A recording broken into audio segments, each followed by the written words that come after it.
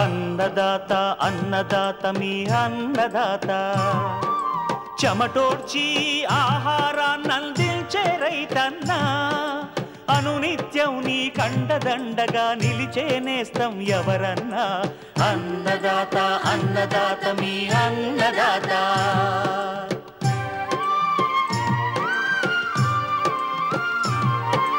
నూతన రీతుల సాగుబడికి నూరింతలు పెరిగే దిగుబడికి సూచనలిచ్చే సస్య రక్షణకు పశు పోషణకి శాస్త్ర విజ్ఞానం అందించి ముందుకు నడిపే తెలుగు రైతు భారతదేశానికి మకుటం అయ్యేలా తీర్చిదిద్దే ఆశయంతో మిమ్ము మేలు కొలిపేది అన్నదాత అన్నదాత అన్నదాత మీ అన్నదాత అన్నదాత అన్నదాత మీ అన్నదాత.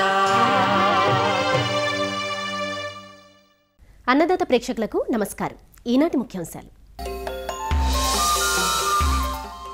సార్వా వరిని నష్టపరుస్తున్న పురుగులు నివారణ చర్యలు, అధిక సాంద్ర పద్ధతిలో మామిడి సాగు మెళకువలు, వాతావరణాధారిత వ్యవసాయ సూచనలు,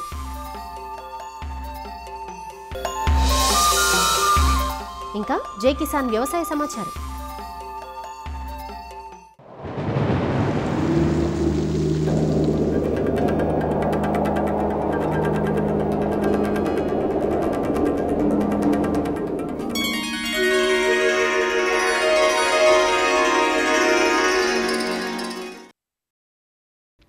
వర్షభీభత్సం ఇరు తెలుగు రాష్ట్రాల్లో వ్యవసాయ రంగాన్ని కలిచివేసింది.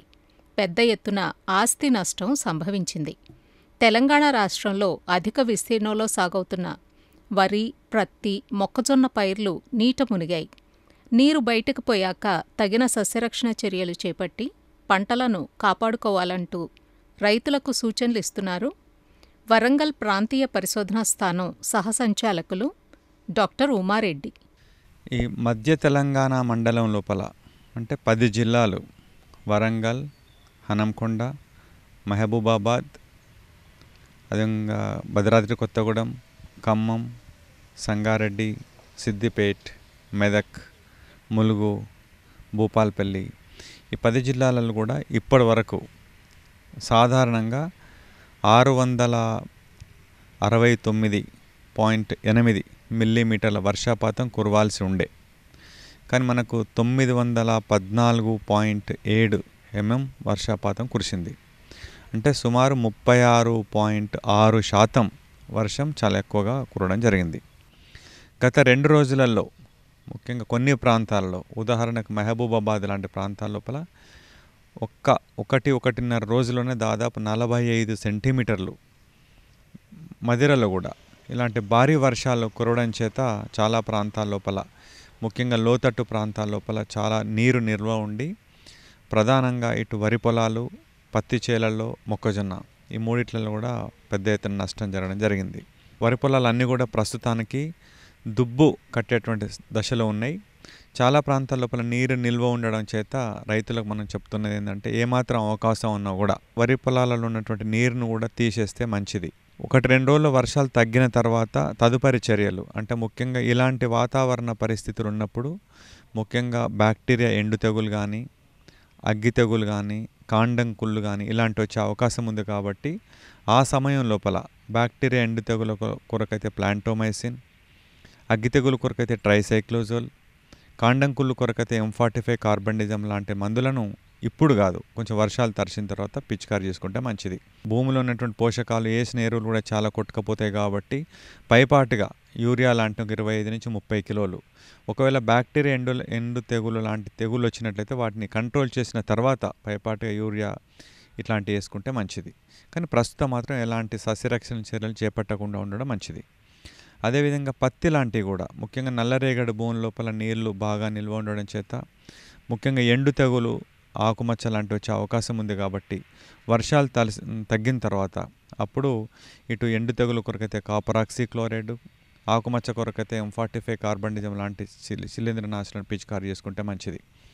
ఈ మధ్య కాలంలో కొంచెం మనకు మొక్కలను కాపాడుకోవడం కొరకు నీళ్ళలో కరిగేటువంటి ఎరువులు 319 కానీ 13-0-45 కానీ లేకపోతే 1 లీటర్కి 10 గ్రాముల యూరియాను కానీ కలిపి వారం రోజుల వ్యవధి లోపల 2 సార్లు కనుక పిచికారీ చేసుకున్నట్లయితే మొక్కలకు కొంత బలం చేకూరడానికి అవకాశం ఉంది.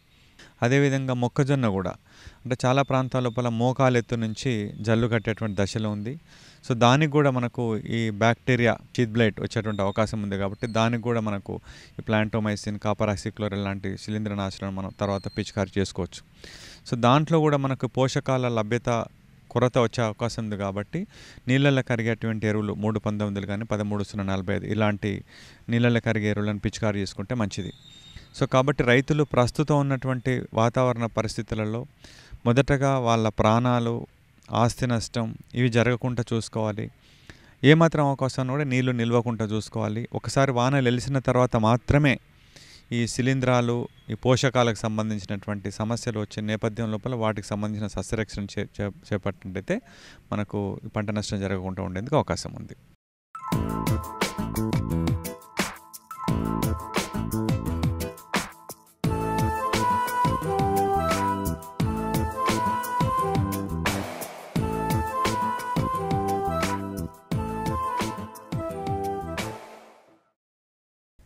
మనకు అత్యంత ప్రీతిపాత్రమైన పండు మామిడి. తెలుగు రాష్ట్రాల్లో మామిడి సాగు విస్తీర్ణం ఏటికేటికి పెరుగుతూనే ఉంది. మామిడి సాగులో విప్లవాత్మక మార్పులు తెచ్చింది అధిక సాంద్ర విధానం. సాధారణ సంప్రదాయ పద్ధతుల్లో ఎకరాకు 40 మొక్కలే రావడం, చెట్లు పెద్దవిగా పెరిగి యాజమాన్య పనులకు కష్టతరంగా మారి చీడపీడలు పెరిగి దిగుబడులు తగ్గడంతో ఈ మధ్యకాలంలో రైతులు అధిక సాంద్ర పద్ధతి వైపు మొగ్గు చూపుతున్నారు. ఎకరాకు 200 నుంచి 1000 వరకు మొక్కలుండేలా మధ్యస్థ అధిక సాంద్రతల్లో సాగు చేసే అధునాతన విధానాలు అందివస్తున్నాయి. ఈ విధానంలో చెట్లు ఎక్కువ ఎత్తు పెరగకుండా గొడుగు ఆకృతిలో మలచడమే కీలకమైన అంశం. దీనివల్ల మందుల పిచికారీ, కాయలకు కవర్లు కట్టడం, కాయకోత వంటి పనులన్నీ సులభతరంగా మారతాయి. అంతేకాక నాటిన 3 ఏళ్ల నాటి నుంచే 10 ఏళ్ల తోటల్లో వచ్చే దిగుబడికి దీటుగా అధిక దిగుబడులను సొంతం చేసుకునే అవకాశం ఉంటుంది. అధిక సాంద్రత విధానంలో మామిడి సాగు ఎలానో సూచిస్తున్నారు వైఎస్ఆర్ ఉద్యాన విశ్వవిద్యాలయం ఏలూరు జిల్లా నూజివీడు మామిడి పరిశోధనా స్థానం శాస్త్రవేత్త డాక్టర్ కనక మహాలక్ష్మి. కొత్తగా తోటలు వేసుకునే రైతులు ఎవరైనా సరే ఎక్కడైనా సరే ముందుగా నేల యొక్క క్షారగుణాన్ని తెలుసుకోవాల్సి ఉంటుందండి. న్యూట్రియంట్స్ అవైలబిలిటీ అధికంగా ఉండే నేలలు 6 నుంచి 7.5 pH ఉన్న నేలల్లో మామిడి సాగు బాగుంటుంది. అదే కానీ అధికంగా ఉన్నాయి అనుకోండి, ఆల్కలైన్ కండిషన్స్ అంటాం, అటువంటి సాయిల్స్లో మనకి మామిడి పెద్దగా ఎదుగుదల కానీ లేదా దిగుబడి కానీ మనకి తక్కువగా ఉండటం గమనించుకోవటం జరిగింది. అలాగే నీటి యొక్క ఈసీ లెవెల్స్ అంటాము, దీన్ని కూడాను మనం తప్పకుండా గమనించుకోవాల్సి ఉంటుంది. కొన్నిసార్లు వర్షాకాలంలో నీటి యొక్క ఈసీ తక్కువగా ఉంటుంది, కానీ మరి వేసవకాలం వచ్చేసరికి ఆ భూమిలో నుంచి తీస్తున్న నీళ్ళల్లో ఈ యొక్క 0% ఈసీ యొక్క కంటెంట్ పెరుగుతూ ఉండటం వలన మొక్కలలో పైనుంచి ఆకులు ఎండిపోవటము లేదా రెమ్మలు ఎండిబారిపోవటము, మొక్కల మొదళ్ళ మీద నుంచి జిగురు కారటము, వివిధ శిలీంధ్రాలను ఆశించటము, వాటిని అలా జరిగి చిన్న మొక్కలే ఒక 2-3 సంవత్సరాలు ఉన్న మొక్కలు చనిపోవటం అనేది ఇరు రాష్ట్రాల్లోనూ గమనించడం జరుగుతూ ఉన్నదండి. దీనికి కారణమైనటువంటి ఈ యొక్క భూమిలో ఉండే క్షారతత్వం కానీ లేదా నీళ్ళల్లో ఉండే క్షారతత్వాన్ని కానీ మనం గమనించుకొని కొత్త తోటలు వేసుకునే వాళ్ళు అక్కడ ఆ ప్రాంతాల్లో మామిడిని సాగు చేయటం అనేది మొదలు పెట్టాలి. అలాగే మొక్కలు ఎన్నుకునేటప్పుడు కూడాను మనకి చిన్న మొక్కలు అంటే 1 సంవత్సరం లోపల, ఏడాది లోపల ఉన్న మొక్కల్నే మనం సెలెక్ట్ చేసుకోవాల్సి ఉంటుంది. కొంతమంది 3 సంవత్సరాల మొక్కలు తొందరగా కాస్తాయి లేదా కాపు ఫ్లవరింగ్ కనబడుతుంది కదా అని 2 సంవత్సరాలు నిండిన మొక్కలు, 3 సంవత్సరాలు నిండిన మొక్కలు పెద్ద పెద్ద ప్యాకెట్లో ఉన్న వాటిని తీసుకొచ్చేసి తోటల్లో పెడుతున్నారు. వాటి వల్ల ఏమవుతుందంటే ఈ యొక్క మొక్కలు అప్పటికే వేరు వ్యవస్థ మొత్తము ఈ ప్యాకెట్లలో పెరగడానికి అలవాటు పడిపోయి చిక్కుకుపోయినట్లుగా రౌండ్గా తిరిగిపోయి అక్కడక్కడే ఉంటాయి. అలాంటి వాటికి వేరు వ్యవస్థ అనేది వ్యాపించడం చాలా తక్కువగా ఉంటుంది. కాబట్టి మనం ఈ వేరు వ్యవస్థ వ్యాపించడం తక్కువగా ఉన్నప్పుడు వేసవకాలం వచ్చేసరికి మొక్కలు దూరంగా పాకి వేళ్ళని పాకించుకొని నీరు తీసుకునే తత్వం కోల్పోయి ఉంటాయి. కాబట్టి మోర్టాలిటీ రేట్ అనేది అధికంగా మనం చూస్తున్నాం. అది వరకు మనం పూర్వం పెద్దలు పెట్టుకున్నది 20 గజాలకు ఒకటి, అంటే ఒక తోటకు వచ్చేసి 40 మొక్కలు పెడితే 1 ఎకరానికి ఎక్కువగా అనుకునేవాళ్ళు. కానీ ఈరోజు మనం సుమారుగా 200 మొక్కల వరకు పెట్టండి అని చెప్తున్నాం. ఎందుకంటే ఒక తోటలో మనం మొక్క పెరగటానికి సుమారు 10 సంవత్సరాలు పడుతుంది. మామిడి మొక్కలు 10 సంవత్సరాలు వచ్చిన చెట్లే ఒక చెట్టుతో ఒక చెట్టు కలిసిపోవటానికి అవకాశం ఉంటుంది. అంతవరకు మనకి ఈ 5-6 సంవత్సరాల వరకు లేదా ఈ 10 సంవత్సరాల వరకు ఒక ఎకరాన్ని నుంచి మనం సుమారుగా 2-3 టన్నుల దిగుబడి వరకు మనం తీసుకోగలుగుతాం. అదే కానీ 20 మొక్కలు కానీ లేదా 40 మొక్కలు కానీ మనం పెట్టినట్లయితే 10-15 ఏళ్ల తర్వాత కానీ మనం తీసుకోగలిగిన దిగుబడిని ఈరోజు మనం 5 సంవత్సరాల నుంచే మనం తోటల్లో నుంచి ఒక ఎకరం నుంచి దిగుబడిని తీసుకోగలుగుతున్నాం. అయితే ఈ తోటల్లో కానీ ఒకవేళ మనం ప్రూనింగ్ చేసుకోవటం కష్టమై మనకి దొరికే లేబర్ ప్రాబ్లం కానీ అయినట్లయితే మధ్యలో ఒక్కొక్క మొక్కను తీసివేయటం వల్ల కూడాను మనకి ఈ డైమండ్ షేప్లో వేసుకోవటం, మొక్కల్ని మధ్య వాటిలో అంటే తీసివేయటం వల్ల కూడాను తోటలలో గాలి బాగా ప్రసరించడం, మొక్కలు బాగా ఆరోగ్యవంతంగా పెరిగి ఈ యొక్క చెట్ల నుంచి మనం దిగుబడి అధికంగా పొందడానికి అవకాశం ఉంటుంది. అంటే మనకి ఒక యూనిట్ ఏరియా నుంచి వచ్చే దిగుబడిని మనం పెంచుకోవాలి అంటే ఈ హై డెన్సిటీ ప్లాంటింగ్ అనేది తప్పకుండా చేయాల్సిన కార్యక్రమం. మరి ఆల్ట్రా హై డెన్సిటీ అనేది ఏంటంటే మొక్కలు చిన్నగానే ఒక ఎకరానికి 500-550 మొక్కల వరకు మనం వేస్తూ ఉంటామండి. 2x3 మీటర్ల డిస్టెన్స్లో మనం మొక్కలు వేసుకోవటం జరుగుతుంది. పునాస కానీ చిన్న రసం కానీ బంగినపల్లి రకాలని ఎక్కువగా ఈ రకంగా మనం సాగు చేస్తూ ఉన్నాం. పునాసకాయలు వచ్చేసరికి మనకి సెప్టెంబర్, అక్టోబర్, నవంబర్ నెలల్లో వస్తూ ఉంటాయి. అంటే మామూలు పంట అయిపోయినాక డిసెంబర్ వరకు మనకి కాయలు వస్తాయి. సుమారుగా 10-20 కాయలు ఒక చెట్టుకి, చిన్న చెట్టుకు వచ్చినా కూడాను ఆ యొక్క కాయల రేటుని బట్టి, ఆ సమయంలో ఉన్న రేటుని బట్టి మనకి అధికంగా మనకి లాభం రావడానికి అవకాశం ఉంటుంది. చిన్న మొక్కలు మనం అధిక శాతం మొక్కలు ఒక ఎకరానికి వేసుకోవటం వల్ల సుమారు మనకి 10-12 ఏళ్ల వరకు ఎట్లాంటి నష్టము లేదు. ఆ తర్వాత లేబర్ దొరికే పద్ధతిని బట్టి కానీ లేదా మొక్కల యొక్క ఎదుగుదలని బట్టి కానీ మనం మధ్యలో మొక్కల్ని తీసివేయటము లేదు, అలాగే ఉన్నట్లయితే ప్రూనింగ్, సివియర్ ప్రూనింగ్ కొద్దిగా ఎక్కువగా చేసుకోవటము, చేసుకున్న తర్వాత చెట్లు కూడా మనకి చిన్న రకంగా మెయింటైన్ చేయటం వల్ల మనం స్ప్రేయింగ్ చేయటం అనేది ఈజీ అవుతుంది. పెస్ట్ మేనేజ్మెంట్ చాలా తేలికగా అవుతుంది. అంతేకాకుండా మనకి కాసిన ప్రతి కాయని మనం గమనించుకోవటానికి అవకాశం ఉంటుంది. మనకి దగ్గరగా ఉంటుంది కాబట్టి ఈ చెట్లు వీటికి మనం కవర్లు కట్టడము తేలిక, కాయలకి కవర్లు కట్టడము తేలిక, అలాగే ఈ యొక్క పెస్ట్ మేనేజ్మెంట్లో స్ప్రేయింగ్ కూడాను మనకి ఈజీగా అవుతుంది. నాణ్యమైన కాయను అనే దాన్ని మనం పొందగలుగుతాము. ఒక ఎకరానికి మనకు 2-3 టన్నులు వచ్చినా కూడాను దాని యొక్క రేటు మనం 10 టన్నులు మామూలుగా కాయలు కాయచ్చి మరి కూలీలు ఈరోజు కాయలు కోయటానికి అనేది దొరకటం కూడాను చాలా కష్టంగా ఉన్నది. మరి ఎత్తైన చెట్లు ఉన్న తోటల్లో అయితే వాళ్ళెవరు చెట్లు ఎక్కి కొయ్యటానికి కాయని ఇష్టపడలేదు. కాబట్టి అలాంటి వాళ్ళు అలాంటి ఏరియాల్లో మనకి ముందు జరగాల్సిన మెకనైజేషన్ అనేది అధికంగా ఉన్నది. కాబట్టి ఈ యొక్క హై డెన్సిటీ ప్లాంటేషన్ అనే దాన్ని మనం ఎప్పుడు కూడాను రికమెండ్ చేస్తున్నాము. అంతేకాకుండా మధ్యలో చిన్న ట్రాక్టర్ను పెట్టుకొని అప్పుడప్పుడు దున్నించుకోవటము, కలుపు లేకుండా చూసుకోవటము, హార్వెస్ట్ చేసినప్పుడు కూడాను ఈ ట్రాక్టర్ మీదకి కాయల్ని డైరెక్ట్గా మనం పెట్టుకొని ట్రక్కుల్లో పెట్టుకొని చిన్న ట్రేల్లో ఒకేసారి నింపుకొని రావటము, వీటిలన్నింటినీ మెకనైజేషన్ అనేది మనం ఎక్కువ చేసుకుంటే లేబర్ దొరకని పరిస్థితుల నుంచి అధిగమించుకొని మనకి మంచి దిగుబడిని, నాణ్యమైన దిగుబడిని పొందడానికి అవకాశం ఉంటుందండి.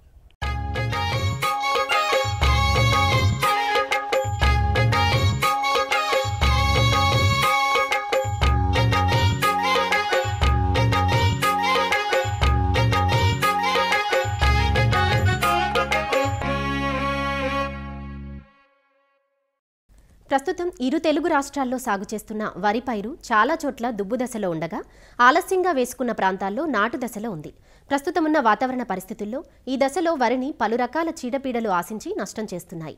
ముఖ్యంగా కాండం తొలుచు పురుగు, ఆకుముడత వంటి పురుగులు పలు దశల్లో ఆశించి తీవ్ర నష్టం కలిగిస్తుండగా ఆలస్యంగా నాటుకున్న పైర్లలో ఉల్లికోడు ఆశించే అవకాశం ఉంది. వీటిపై తగిన నిఘా పెట్టి ప్రారంభం నుంచే తగిన జాగ్రత్తలు చేపడితే నివారణ సులభమవుతుందంటూ సార్వ వరిలో పాటించాల్సిన సస్యరక్షణ పద్ధతులను తెలియజేస్తున్నారు ఆచార్య ఎన్జీ రంగా వ్యవసాయ విశ్వవిద్యాలయం, శ్రీకాకుళం జిల్లా నైరా వ్యవసాయ కళాశాల విస్తరణ విభాగం అధ్యాపకులు డాక్టర్ డి చిన్నమనాయుడు.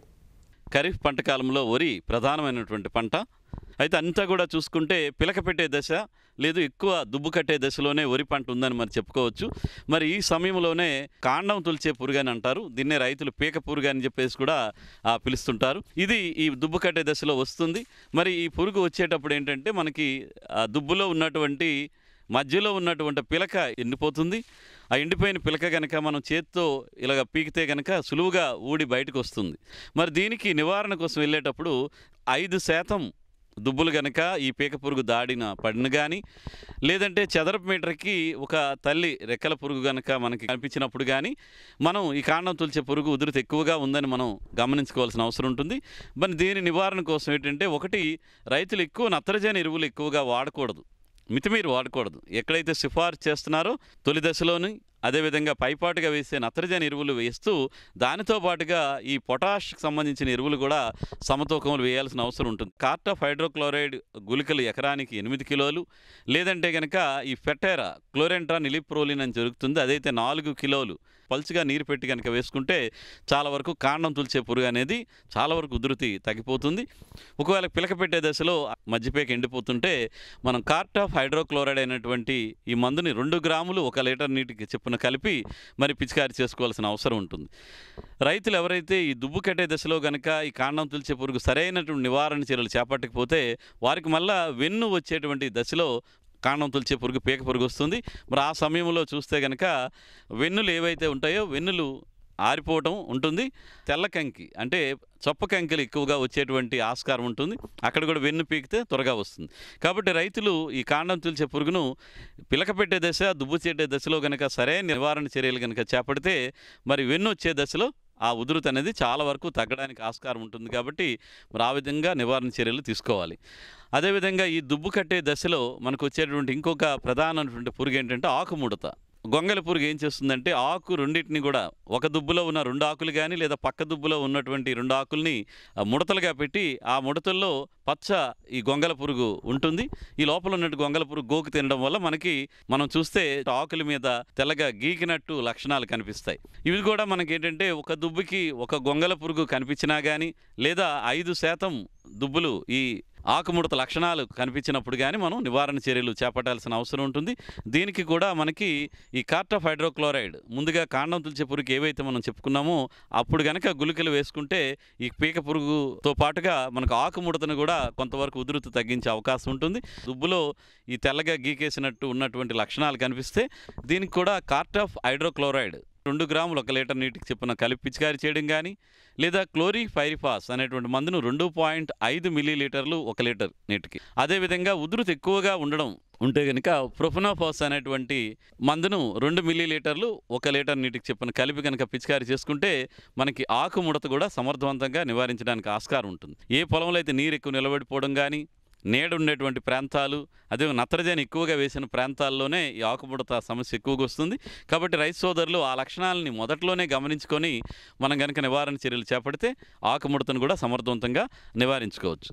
అదేవిధంగా ఇక్కడ ఇంకొక సమస్య ఏంటంటే ఈ ఉత్తర కోస్తా జిల్లాల్లోని ఈ ఉల్లుకోడు కూడా అక్కడక్కడ మనం గమనిస్తున్నాం. ఎక్కడైతే ఆలస్యంగా నాట్లు వేసేటువంటి ప్రాంతాలు ఉంటాయో అదేవిధంగా కొన్ని రకాల్లోనే ఇది ఎక్కువగా కనిపిస్తుంది. MTU 1061 కానీ 1064 ఈ రకాల్లో మనకి ఉల్లుకోడు అంటే దుబ్బులో ఉన్నటువంటి పిలకలు మరి చూస్తే గొట్టాల మాదిరిగా సిల్వర్ సూట్స్ అంటాము, లేదంటే గొట్టాలు మారిపోతాయి. దీన్నే ఉల్లుకోడు అని పిలుస్తారు.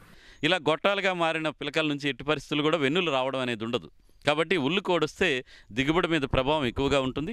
కాబట్టి రైతులు ఈ సమయంలో ఈ ఆగస్టు చివరి నుంచి సెప్టెంబర్ వరకు కనుక ఈ ఉల్లుకోడు గొట్టాలుగా మారినట్టు కనుక గమనిస్తే దీనికి కార్బోఫ్యూరాన్ 3G గుళికలు 10 కిలోలు ఎకరానికి వేయటం కానీ, లేదంటే పిప్రోనిల్ గుళికలు అయితే కనుక ఎకరానికి 8 కేజీలు వేసుకోవడం కానీ, లేదా క్లోరెంట్రా నిలిప్రోలిన్ ఫెటేరా గుళికలు అయితే కనుక ఎకరానికి 4 కిలోల వరకు వేసుకుంటే మనం చాలా వరకు ఈ ఉల్లుకోడు సమస్యను కూడా తగ్గించుకోవడానికి ఆస్కారం ఉంటుంది. కాబట్టి ఇలాంటి నివారణ చర్యలు చేపట్టాల్సిందిగా రైతులకి తెలియజేయడం జరుగుతుంది.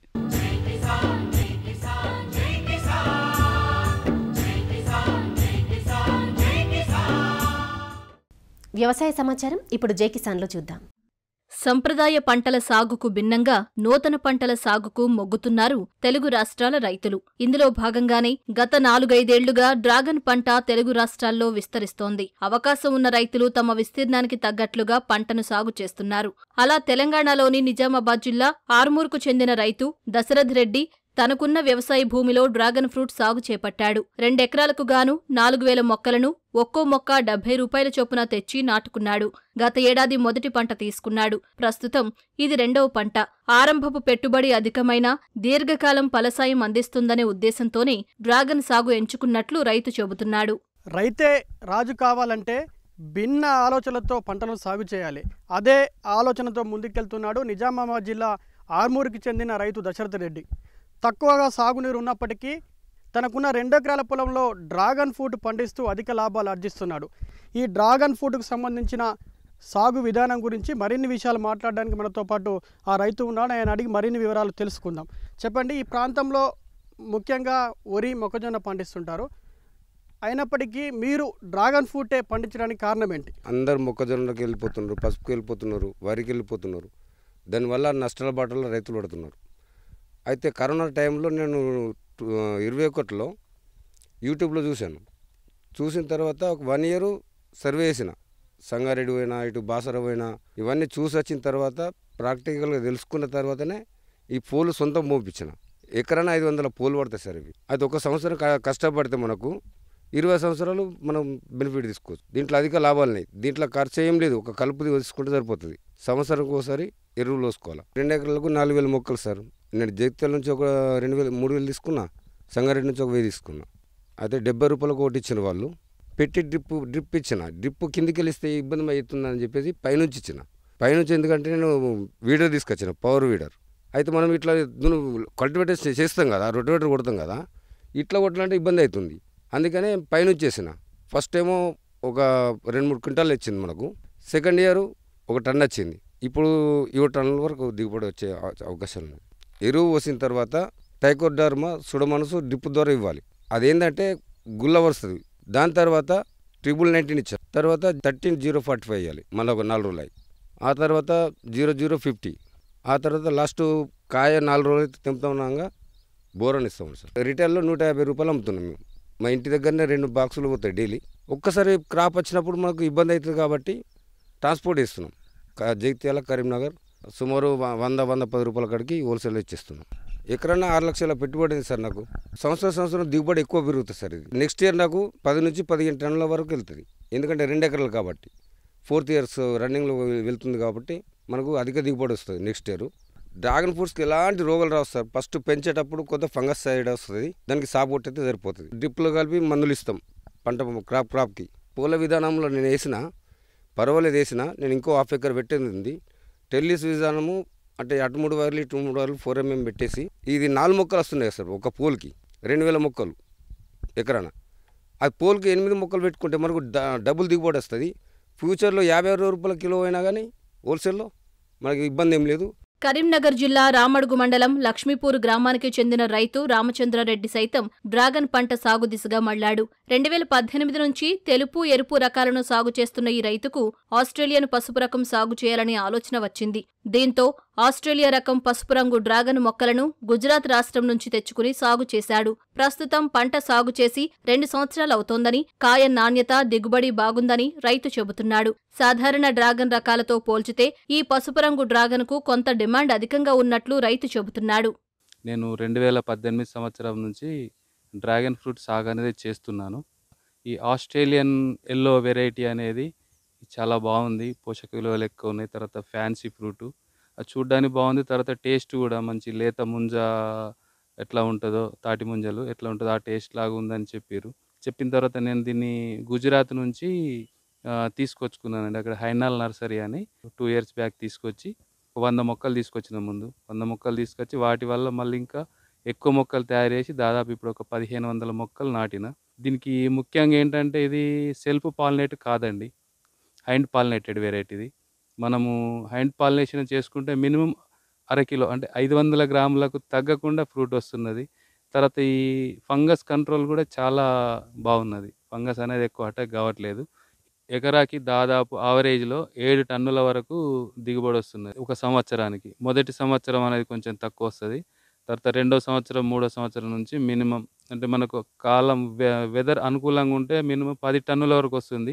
ఆవరేజ్లో అయితే 7 టన్నులు, ఒక ఎకరానికి 7 టన్నుల వరకు దిగుబడి వస్తుందండి. సంప్రదాయ పంటలకు భిన్నంగా పంటల సాగును ఎంచుకునే రైతుల సంఖ్య విస్తరిస్తోన్న నేపథ్యంలో సాగులో మెళకువలు, మార్కెటింగ్ అవకాశాల పట్ల ఉద్యాన శాఖ ఎప్పటికప్పుడు రైతులకు అవగాహన కల్పించాలంటూ రైతులు కోరుతున్నారు.